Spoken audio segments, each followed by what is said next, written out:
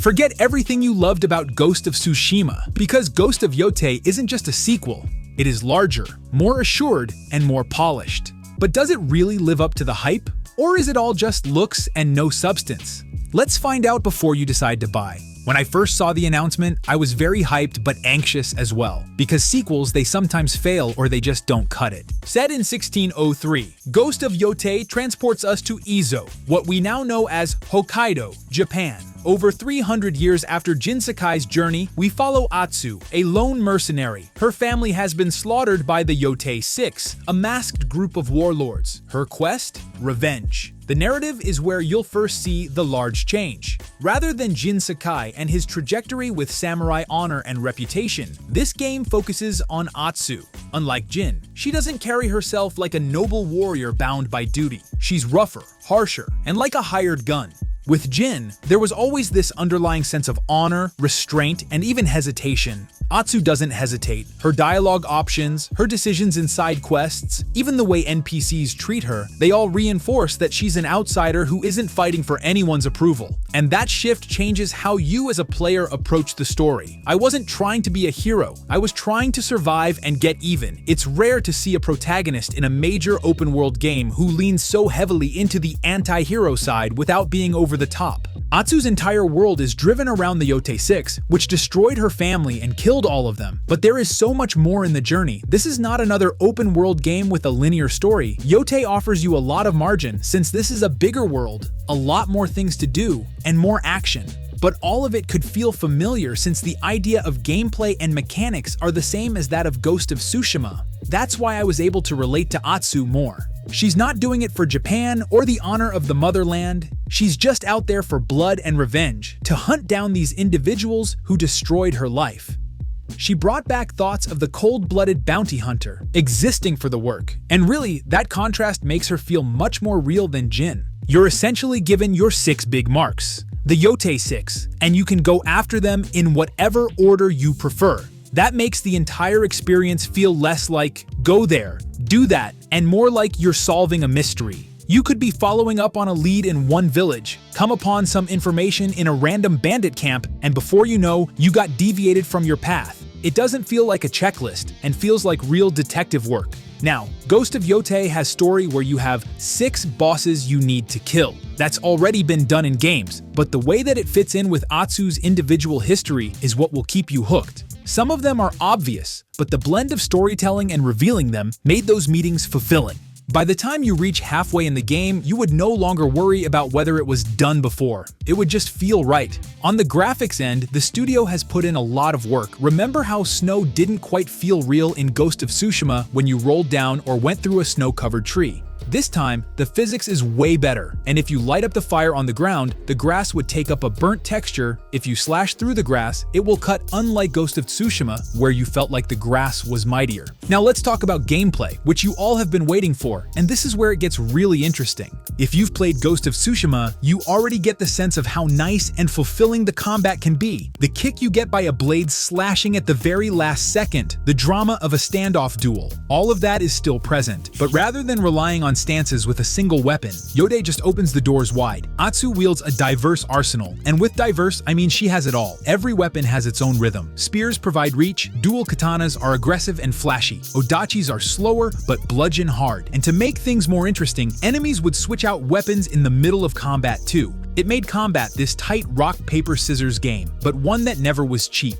At first, you might just go ahead and smash buttons on your controller, but later, the game would make you think how to open a rampage with so many options with gadgets and weapons. Combat would feel even more dynamic when you, as well as your opponents, are drawing new weapons in an ongoing duel. And not only weapons, if you create loadouts specific to a purpose like stealth or best weapons, you can switch while dueling with goons. Leveraging the PS5's capabilities, the game offers immersive haptic feedback and 3D audio, enhancing sword clashes and environmental sounds. And man, it just feels brutal and awesome to see limbs flying around, enemies screaming, dirt and snow going flying in the heat of battle. It's violent, but not overtly cartoonishly so. It's the sort of combat that gets you on your toes when you land a flawless counter. It feels won. I'll say this, stealth is still kinda the weaker half at the beginning. Sneaking is okay, but it doesn't register that much until you unlock more gadgets. When you get to unlocking smoke bombs, fire arrows, it begins to register. Quick question for you.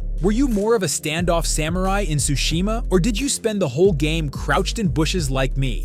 Drop it in the comments. You get Wolf as companion, which can appear at random, or you can even summon them during standoffs and duels. The wolves would eventually help you disrupt the enemies, leaving them open to be attacked. You will need to perform certain wolf den activities to gain them as your companions in the game. Try being killed by an enemy when you have unlocked the wolf and its skill tree. It will be sick to see how great the animation is. Aside from the main story, there is so much to do. This is one of those games where I kept finding myself at 3 a.m. saying, one more thing. The side quests in Yotei are actually better than the main story in some other games, to be honest. The surprise for me were the minor, more subdued activities. Rather than haikus, Atsu does sumie paintings. You set down with a brush and paint landscapes. It's uncomplicated, but it's meditative. You can camp pretty much anywhere nowadays. Craft ammo, cook food for buffs, and sometimes craftsman NPCs will even come to you in camp rather than having to return to town. And remember the bamboo cutting from Tsushima? It's still there for you to try your katana skills. Cosmetics and gears are same as the last game, so there is not a lot that has changed. But still, you can explore many looks from looking like an honorable samurai to a stealth assassin or a classic kick-ass ronin.